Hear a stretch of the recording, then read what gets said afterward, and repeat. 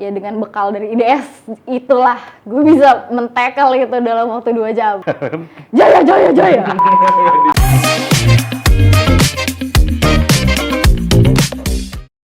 Halo creative people, balik lagi nih kita lagi ya di Ideas Talk. Kali ini kita kedatangan best student kita ya. Ih keren banget. Asik, best student 2022 kita nih di jurusan desain. Coba boleh dong kenalan dulu, namanya siapa sih, jurusan apa, angkatan berapa, sekarang lagi ngapain? Duduk aja di sini lagi podcast. Halo, perkenalkan nama gue Adia, tapi mereka manggilnya Adidi. Itu baru didapatkan di IDS sih nama panggilan itu. Creative people. Dari jurusan digital design, sekarang gue jadi graphic designer di The Purest Company di Singapura. Keren amat. Itu ini creative people, ini produknya. Produk apa? Produk MLM. hasil dari pembelajaran di IDS yang mantap. Gitu. Oke. Adia, sebelum di IDS kan lu, gue tahu lu pernah kuliah di Cina ya, gue nggak tahu daerah yang mana. Terus Di Beijing. Di Beijing, sih ngomongnya? Iya Beijing. Beijing, Mas. Enggak kan ada. Iya Beijing aja ya, Tuh, Beijing. Bener, penyebutannya tuh. Kita di Indonesia. Oh iya, Beijing. Peking, bebek Peking. Backpacking. Bebek Madura. Oke, sebelum di IDS kan pernah kuliah di Cina gitu. Kalau nggak salah di kafe juga. Boleh nggak ceritain itu sampai kenapa memilih di IDS, sampai akhirnya masuk ke sini? Oh ya, jadi awalnya tuh gue sempat kuliah di Beijing, tepatnya Beijing Institute of Technology, kayak ITB tapi B-nya Beijing. Oh, Diputer. Terus ngambil jurusannya sama di kafe juga, dan di sana ngambil S1. Alasannya apa ya? Disuruh mak gue. Dari tadi disuruhnya mau disuruh orang tua terus ya? Disuruh mak gue. Karena awalnya sebelumnya udah sempat daftar ke BINUS, udah keterima juga, nyokap gue bahkan udah ikut pertemuan orang tua. Terus tiba-tiba ke Cina aja, terus gue kayak oh ya boleh gitu. Terus ya udah. Terus gimana tuh bisa tiba-tiba mengalir ke IDS nih, cerita tuh gimana? Panjang ya ceritanya. Nggak apa-apa. Jadi awalnya tuh selama gue di sana itu 1 tahun pertama emang foundation year dulu, dan itu tuh bener-bener fokus ke bahasa. Ibaratnya kayak lo SMA lagi tapi bener-bener dari Senin sampai Jumat bahkan Sabtu dari jam 8 pagi sampai jam 8 malam tuh cuma belajar bahasa doang. Jadi kayak tahun pertama tuh bahasa doang. Astaga. Ya karena itu prepare buat kuliah cuy. Kan gue nggak tahu, gue dari nol. Oh, Gue berangkat tuh sendiri, gue nggak bisa bahasa Mandarin, nyampe sana kayak koper gue hilang. Terus gue cuma kayak Iya. Ilham kan dia sebelum masuk sini kan dia belajar juga setahun bahasa Indonesia. Udah di luar. iya dari luar kan, foreigner kan. Lo kesini pakai kitas. Sorry, I don't understand. Ya kan, susah kan bahasa Indonesia kan. Iya, very hard. Oke.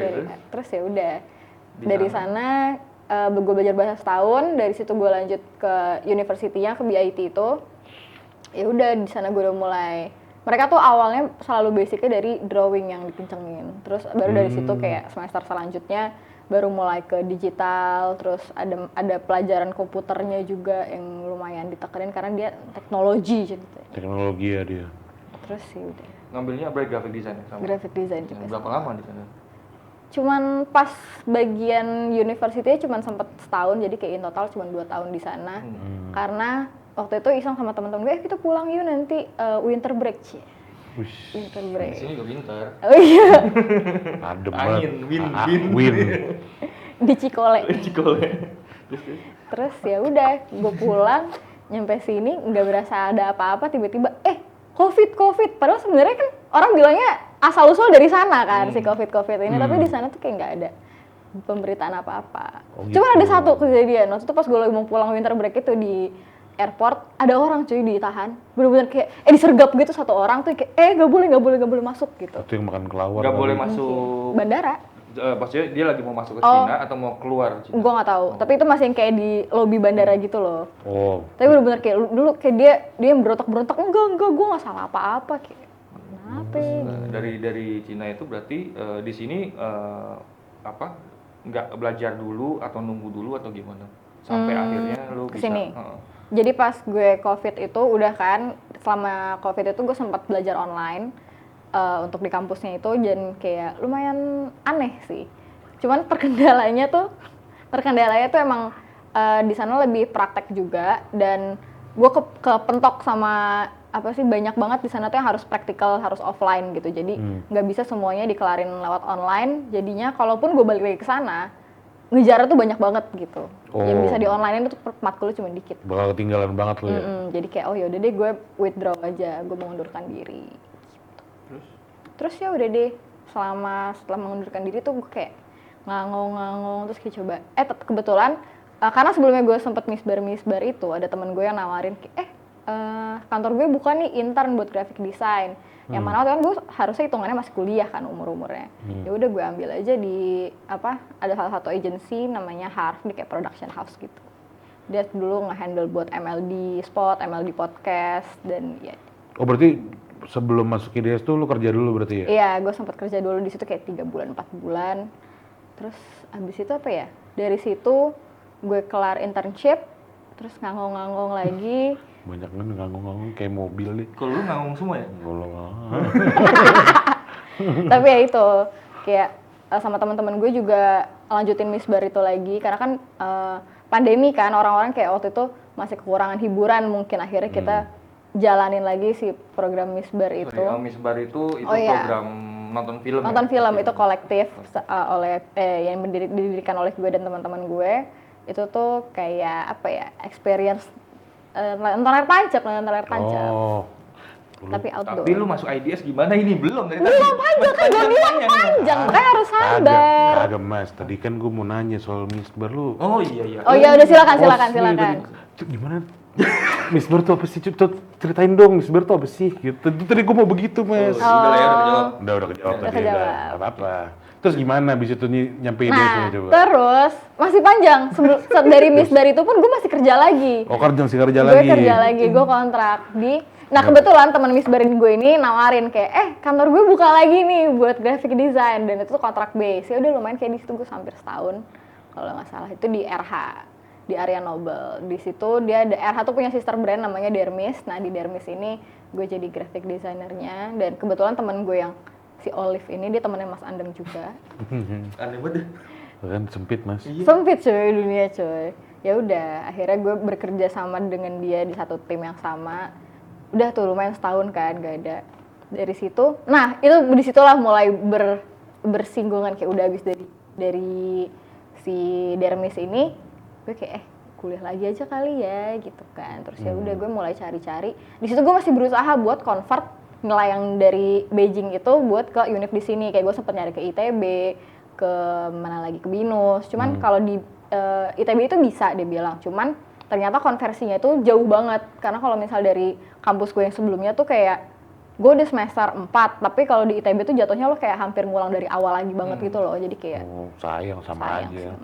Ya udah akhirnya pilihan gue jatuh kepada IDS. Dan kebetulan sebenarnya gue tuh udah ngecat IDS dari tahun 2018, dari gue lulus SMA. Oh gitu, sebenarnya udah ada di. Udah ada nih di pikiran gue IDS tuh.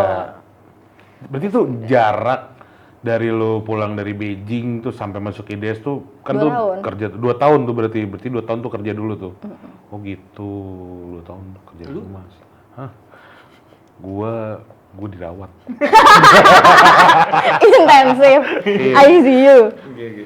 Nah, kalian udah masuk IDS sebenarnya, tapi dan lu juga best student ya waktu itu, yang kebetulan gue program head, gue yang memilih dia untuk jadi best student. Kenapa saya dipilih? Ya nilainya dong. Kalau dia best tapi bukan nilai. Kan kalau nilai lu apa? Nilai gue kayak tukul. A. Ya apa gue Ada satu. Tapi bukan di sini. Bukan di sini. Ada tuh di kuliah gue sebelumnya. Nilai gue kayak tukul tuh. A. Ada A satu tuh. Tapi sejauh di sini ya, apa mata kuliah apa yang paling berkesan dalam arti bisa kurang, bisa lebih, bisa bermacam-macam pengalaman yang paling menurut lu yang paling lu ingat sih? Nah kira-kira juga apa ya? Banyak sih, kayaknya overall semuanya berguna sih buat gue kayak dari. Rajin banget ya? Emang kenapa sih nggak boleh emang kalau kerja rajin apa?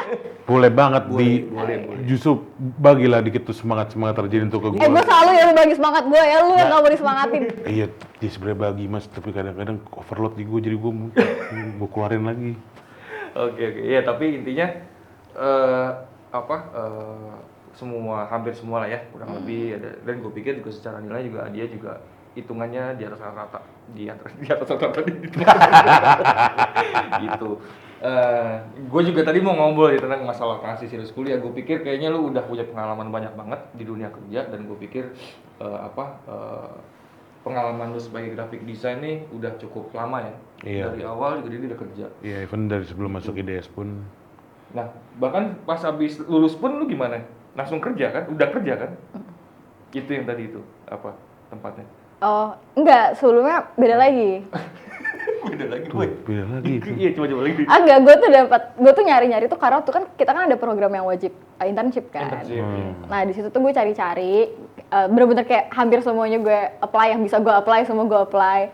Even itu internship, even itu kontrak atau apapun yang apa yang bisa gue apply lah, pokoknya gue apply. Even kayak nanyain ke dosen, kayak ke Mas Arya, nanyain ke tante gue, ke siapapun yang buka lowongan buat graphic designer tuh gue apply.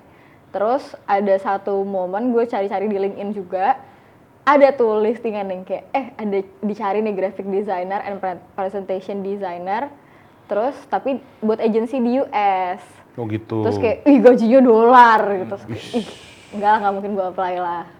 Terus abis itu coba gue lihat kan, waktu itu pada saat itu masih coba. Asik, sekarang dia sudah menikah teman-teman. Dia baru menikah. Ini udah menikah dia. Udah menikah dia. Dulu pacarnya, sekarang suaminya. Terus pas dia lihat kayak apply lah, jago kan. Terus kayak enggak lah anjir, nggak jago gue, nggak mungkin gue apply buat gini, karena kan di pikiran gue mindsetnya masih kayak buat internship doang. Terus ya udah pada saat itu gue tetap apply karena cuman buat karena ditantangin, dia bilang kalau lu dapat beliin gue gitar ya. Sampai sekarang belum gue beliin sih. Tapi alatnya belum apa? Cuma lumayan tuh gitar, Mas. Kan ada yang 1 juta 2 juta mah. Enggak, tapi dia mintanya Ibanez Prestige. Ya. Nggak bisa gue. Lumayan. Mohon maaf ya. Menyebalkan. Sampai sekarang gue masih belum beliin juga sih, tapi gue apply aja lah anyway waktu itu. Terus abis itu gue internship-nya pun di kantor tante gue, jadi bukan di tempat yang gue apply itulah. Gue karena nyari buat internship, emang dalam jangka waktu 3 bulan di kantor tante gue itu di Sodexo. Kalau kalian tahu itu kayak perusahaan buat apa ya? Itu Prancis ya? Prancis, perusahaan Prancis yang dia bergerak tuh di bidang kayak buat apa ya? Human resource management ya? Human resource management lah. Iya, human resource management yang kayak buat catering atau kayak buat cleaning service kayak gitu-gitulah. Hospitality gitulah basicnya. Terus itu perusahaan Prancis, dan itu gue cuman 3 bulan karena emang bener-bener buat internship. Dan itu pertama kalinya gue kerja bener-bener buat corporate, beda banget kan, karena sebelumnya gue selalu di dunia kreatif, tiba-tiba di corporate yang kayak wah udah ada template-nya segala macem, terus ada banyak yang orang berkreasi lebih sempit lah ya. lebih sempit. Di situ sih gue belajar juga kayak gue nggak pernah nih kerja di tempat yang corporate banget, karena semuanya kan yang kayak Oh ya, ini teman-teman juga kalau ada yang mau kerja, ini memang ada beda-bedanya ya. Kalau emang dia pure perusahaan yang besar, internasional atau nasional yang punya struktur, pasti ada hal-hal yang memang harus diikutin ya. Iya. Kayak gitu. Jadi lumayan kaget di situ yang kayak kok orang-orang strict banget gitu. Kok kaku banget di situ Banget, ya. Lingkungannya kaku ya. Uka-uka. Nah, tapi kan ini sebelum kita masuk ke tips nih buat apa adik-adik yang mau kuliah dan bekerja di bidang kreatif lah ya. Gue tapi punya satu pertanyaan juga nih jadinya. Banyak nanya nih. Jadi penasaran. Wah, Lu banyak jawab. Oh iya. Nanti gue lagi balik. dari tadi yang nanya dia. Nanti gue lagi balik. Hostnya lupa. Ayo. Ya udah apa? Gini loh. Gimana lo? Nggak, tadi kan berarti kayak tadi lu mau nge-apply ke yang perusahaan US tadi. Berarti itu ada waktunya lah ya, event buat best student nih, anjay buat best student. Buat maksudnya kan gue menganggap ya lu jago lah, kayak seperti ya si suami lu bilang juga kan. Berarti ada masanya di mana tuh lu kadang-kadang tuh meragukan diri sendiri tuh ada ya berarti ya. Sih. Itu kira-kira kan lu terus-terusan nih, maksudnya tetap nge-challenge diri sendiri, tetap nyari kerja sana sini. Itu buat tetap bisa on terus tuh apa sih tipsnya? Nah ini menarik. Karena gue selalu ada session one-on-one sama manajer gue tiap bulan di kantor yang sekarang. Dia sempat nanya juga kayak, apa sih sebenarnya biggest challenge kalian, bla bla bla bla gitu. Biggest challenge lo juga personally. Terus gue kayak, ya kadang suka meragukan kayak questioning apa namanya?